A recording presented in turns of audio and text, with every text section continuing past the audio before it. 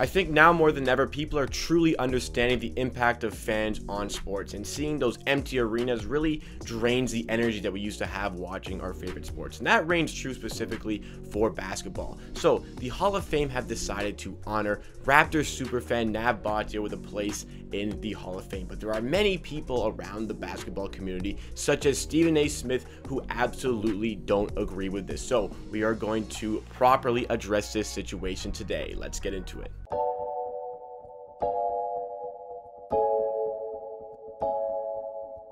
What is up, Raptors fans and other basketball fans? This is Amateur Hour Sports, the channel where you get NBA content with a focus on the Toronto Raptors every Monday, Wednesday, Friday, and Saturday. So if you like what you see from today's video, you want more of myself talking about basketball, Raptors, NBA in videos just like this, make sure to hit the subscribe button down below to show your support to the channel and keep up to date with future videos. Also, check out our Twitch channel, twitch.tv/amateursports. We're watching a ton of NBA playoff games. Link is down below. But today's video, again, you heard in the intro, we're talking about superfan Nav Bhatia and the choice words that Stephen A. Smith had for him. So if you don't know, Nav Bhatia is being honored in the Naismith Hall of Fame, the Basketball Hall of Fame. They're adding in a section for fans, and the first fan to be honored in this section is Raptors superfan Nav Bhatia. So they brought this up on First Take yesterday. ESPN's First Take is the show with Max Kellerman, Stephen A. Smith, and the moderator Molly. And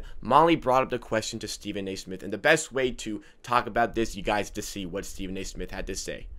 All right, Raptors superfan Nav Bhatia is the first fan inducted into the Naismith Basketball Hall of Fame. Stephen A., should a fan be inducted into the Hall of Fame? Hell no. How do we define what a great fan is? You're a Hall of Famer. How is that defined exactly? What's the criteria? What's the standard? How many games you've attended? Who you talk to when you're there?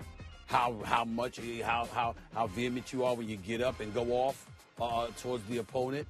The fan participation, I don't know how you measure that, so no, I don't agree with that. Oh wow, is there a lot to address with this one? So first of all, Nav Bhatia is being honored in the Hall of Fame in this new section being introduced for fans. Nav Bhatia, the Raptors superfan, I'm sure you know him. If you're a Raptors fan, you know Nav Bhatia. And if you're not a Raptors fan, you either know Nav Bhatia or have seen Nav Bhatia at Raptors games, especially in the 2019 NBA Finals. So first of all, Nav Bhatia is being honored in the Hall of Fame, not inducted into the Hall of Fame. And Stephen A. Smith goes on to talk about these certain criteria and, the benchmark for a fan to get into the Hall of Fame. But we are going to go one step at a time. We are going to get to that point because I wasn't planning on doing a video about this, but it makes me so angry, the complete ignorance about the situation. There's just, first of all, this is, again, an honor, and I can't believe that there are so many people. First Take is likely the largest show and most popular show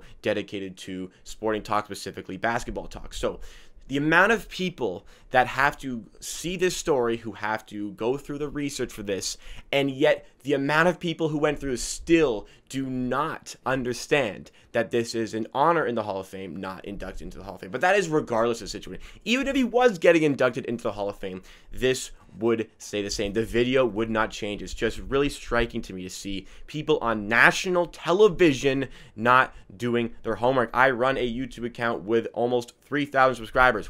I do my research before I do a video. How do you go on national television and not do your research? And that research just goes well beyond just a simple honor versus inducted. And then again, that's irrelevant to this case because Stephen A. Smith talks a lot about, the criteria and the benchmark. Well, if you really want some sort of criteria, well, let's take a look at Nav Bhatia's resume to truly understand the impact he has.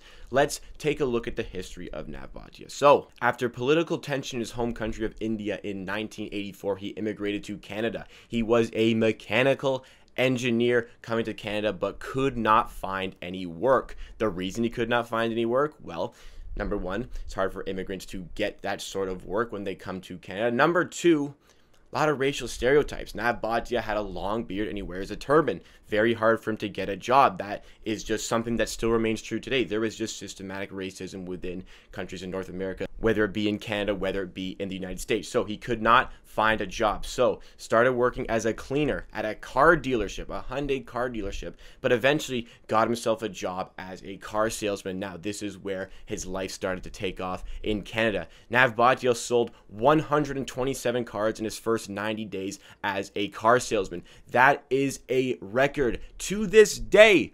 To this day, in a 90-day span, nobody in Canada ever has sold that many cars. So he turned his life around, not through hate, but through hard work and dedication. He wasn't a car salesman. He wasn't a salesman at all. But first 90 days breaks a record. And from this, he became a general manager at another dealership who was nearly going bankrupt.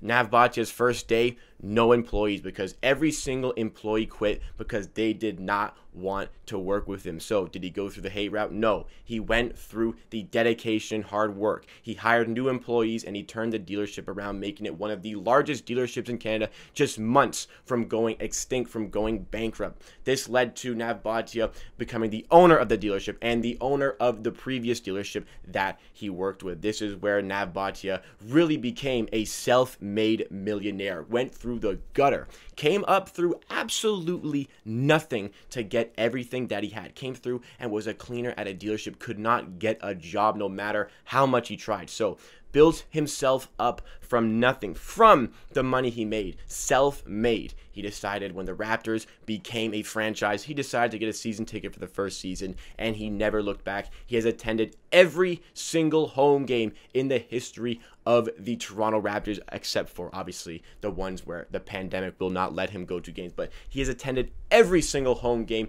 in the history of the franchise. Now, sure, a lot of people talk about, oh, he just got money. You know, what about the people who sit higher up? Well, Nav Bhatia's impact on the Raptors, on basketball, on his community stretches well beyond just simply attending games, where even at the games, he's the loudest fan in the arena. He's the most immersive person in the arena. Everybody knows him. Everybody who's a Raptors fan, most people who are basketball fans, will know who superfan Nav Bhatia is. So much so that in 1998, Isaiah Thomas, general manager of the Toronto Raptors at the time, brought him to center court before a game to honor him as a superfan, which is where the nickname came from. Now, aside from this, aside from just attending games and just, you know, being at games, sure, that's part of it for a superfan, but Nav Bhatia uses what he has to give back to the community. Every single year, he spends $300,000 of his own money to help send children in the surrounding areas to Raptors games. He also has the Superfan Foundation, which is dedicated to helping children in the surrounding communities. And remember, this is all self-made. Nav Bhatia has worked for everything he had, even though there are so many people who turned their backs on him and refused to participate, maybe just because of the way he looked. But Nav Bhatia was always fueled by love and not by hate. And now that he, you know, is in this great position where he can afford to go to NBA games every single time the Raptors are playing, he goes to every single Raptors game. The fact that he can afford that, it's all self-made. And regardless of that, he still is a huge influence on the surrounding communities. And Raptors fans, look, you know, some people are making the argument that, what about the people who sit in the nosebleeds? You're not going to talk about them. Well, look, even the Raptors fans who do sit in the nosebleeds, they don't care. We are all very happy for Nav Bhatia here, and he's absolutely deserving of this position. And to all the people who just think it's stupid, why would you put fans in the Hall of Fame? Well, why not? Do you have a definitive argument to suggest why you should not have a fan in the Hall of Fame? Because I think that this year, I said it earlier, this year people are understanding more than ever just how much of an impact that fans have on sports. And people are complaining about, you know, empty arenas, how there's no energy. People are saying it's not as exciting without fans. So why not go out of your way to honor the biggest fans? And this is just the beginning. This isn't the only fan that's ever going to be honored in the Hall of Fame. This is just the first. And they went with Nav Bhatia for the impact he doesn't have just on basketball, but surrounding the communities. This is what being a super fan is all about for Nav Bhatia. Not just going to games, not just being the loudest person in the arena, the most supportive person in the arena, but giving back to the communities as well, giving back to the Raptors community and helping the Raptors community. That's what makes Nav Bhatia such a special person, and it's great to see him getting honored in the Hall of Fame. The Hall of Fame committee has decided that fans need to be recognized for their support. Without fans, sports are absolutely nothing. Sports wouldn't exist if it wasn't for fans. So why not give a little bit back to the biggest fans? And I promise you that once there are starting to get more fans involved, nobody is going to care about this situation. But I think that specifically when it comes to Stephen A. Smith,